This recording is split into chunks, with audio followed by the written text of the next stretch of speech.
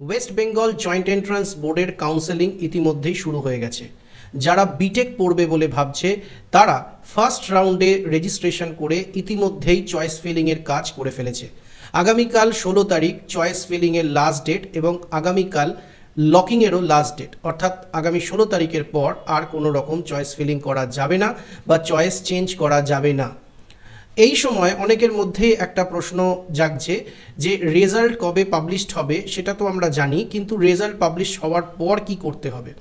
আমরা প্রত্যেকেই জানি যে রেজাল্ট পাবলিশড হওয়ার পর আমাদেরকে একটি সিট অফার করা হবে, কিন্তু সিটটা অফার করার পর অর্থাৎ আমি যখন জয়েন্ট এন্ট্রান্স বোর্ডের ওয়েবসাইটে গিয়ে লগ ইন করে দেখব যে কোনো একটা কলেজে আমার সিট অফার করা হয়েছে একটা নির্দিষ্ট ব্রাঞ্চে, তখন কি করা উচিত এই বিষয়ে অনেকের মধ্যেই নানান রকমের ভুল ধারণা অথবা তাদের মধ্যে কিছুটা অস্বচ্ছতা রয়েছে।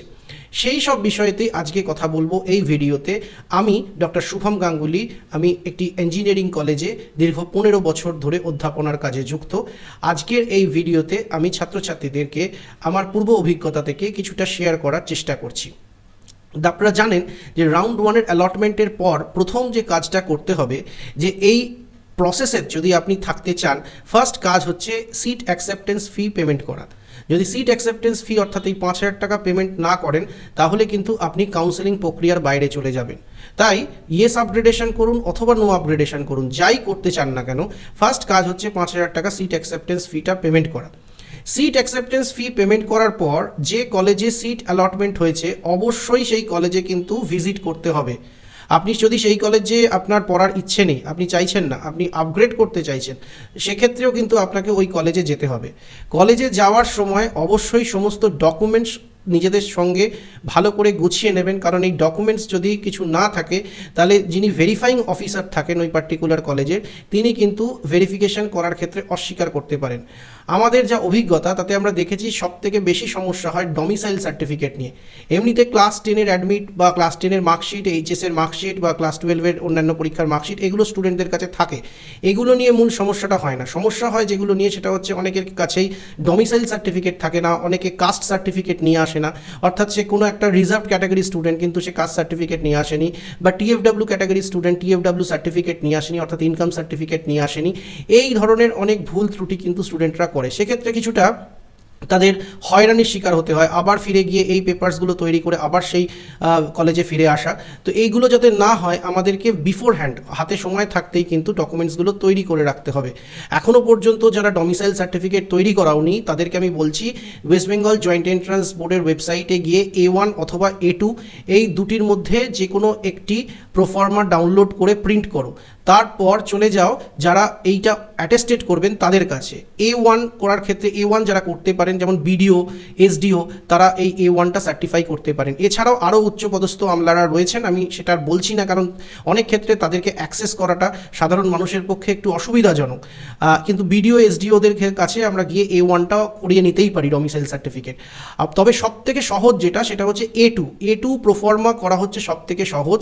তুমি যে স্কুল থেকে পাশ করেছো, ক্লাস 12 যে স্কুল থেকে পাশ করেছো সেই স্কুলের হেড অফ দ্য ইনস্টিটিউশনকে দিয়ে এটাকে অ্যাটেস্টেড করিয়ে নাও এবং সেক্ষেত্রে তোমার ডমিসাইল সার্টিফিকেট তৈরি হয়ে গেল। তাহলে ডমিসাইল সার্টিফিকেট, কাস্ট সার্টিফিকেট এবং তার সঙ্গে যদি টিএফডব্লিউ সার্টিফিকেট থাকে তাহলে সেটা, এবং অন্যান্য ডকুমেন্টস তো অবশ্যই অরিজিনাল কিন্তু নিয়ে যেতেই হবে। অরিজিনাল এবং অ্যাকসেট ফটোকপি কলেজে নিয়ে যেতে হবে যে কলেজে সিট অ্যালটমেন্ট হয়েছে।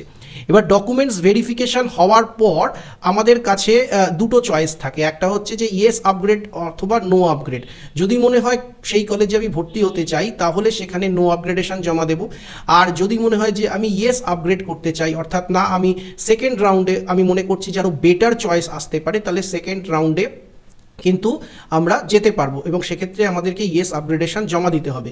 যদি কোনোভাবে আমি নো আপগ্রেডেশন জমা দিয়ে দিই সেক্ষেত্রে কিন্তু আর পরবর্তী রাউন্ডে যাওয়ার সুযোগ থাকছে না। তাই কলেজে যাওয়ার আগে, ডকুমেন্টস ভেরিফিকেশন করতে যাওয়ার আগেই কিন্তু একদম মনস্থির করে ফেলতে হবে যে আমি কি করতে চাই। আমি যে সিটটা পেয়েছি আমি সেটা অ্যাকসেপ্ট করব নাকি আমি সিটটা অ্যাকসেপ্ট করব না। যদি মনে হয় যে আমি সিট অ্যাকসেপ্ট করব না তাহলে মনস্থির করে যেতে হবে এবং সেখানে গিয়ে অন্য অনেকের সঙ্গে কথাবার্তা হবে, সেই কথাবার্তার পরিপ্রেক্ষিতে যেন আমরা কোনো ভুল ডিসিশন না নিয়ে ফেলি সেই বিষয়েতে আমাদের অবশ্যই নজর রাখতে হবে। আর মনে রাখবে যে তোমরা যখন আপগ্রেডেশন করছো, আপগ্রেডেশনের পরে কিন্তু একটা ডকুমেন্ট সেই কলেজ থেকে দেয়া হবে, অবশ্যই সেই ডকুমেন্টটা নিজের কাছে রাখতে হবে, কারণ পরবর্তী রাউন্ডে যখন আবার নতুন কলেজে তোমার অ্যালটমেন্ট হবে তখন সেই কলেজে কিন্তু সেটা দেখাতে হবে। তো এই ছিল হচ্ছে রাউন্ড 1-এর পরের আমাদের কি কি করতে হবে, আজকে আমি সেইগুলো নিয়ে আলোচনা করলাম।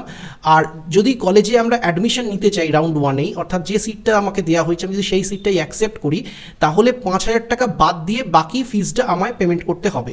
মানে যদি কোনো কলেজের ফার্স্ট সেমেস্টারের ফিজ হয় 70,000, তাহলে আমাকে 65,000 পে করতে হবে, কারণ আগেই 5,000 টাকা আমার পেমেন্ট করা আছে।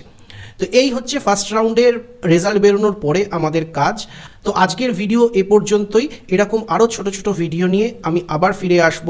আগামী 4 বছর তোমাদের বিটেক জার্নি শুভ হোক। Thank you.